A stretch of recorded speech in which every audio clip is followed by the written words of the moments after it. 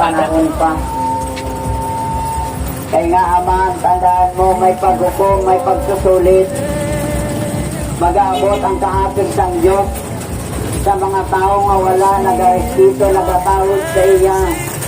Sa mga tao nga padayon siya po himo sa hindi matarong. Mga ito, hindi mo kaya kung wala ang Diyos yung kinabuhi. Kaya naginamo man kami sila sa una, ang hindi pa kami, isa ka tumuluong. Ang amon na mga rason sa una, na bisan hindi kami magsimba sa ko sa una, bisan hindi ako magsimba, basta nagatuo lang sa Diyos. Pagka ang Diyos magapamati, o hindi gali amo ina mga utol. Kaya nga pwede lang naton, o kung madali lang ang balon na ang Diyos, no? Nagapamati sa aton na bisan hindi siya naton simbahon.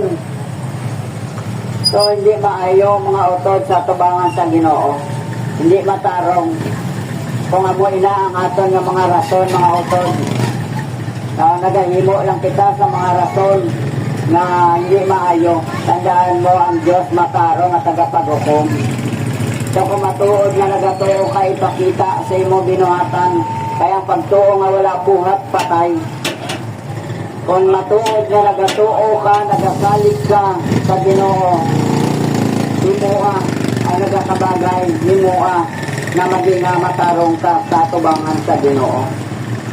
Ang Diyos wala malipay mga utod sa mga tao nga nagahimo sa nga sayop sa sininga kalibutan.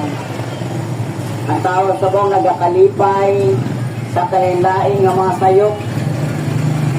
Tandaan mo, bintagaan mo lang sa tubo ang Diyos sa imo nga kinabuhi.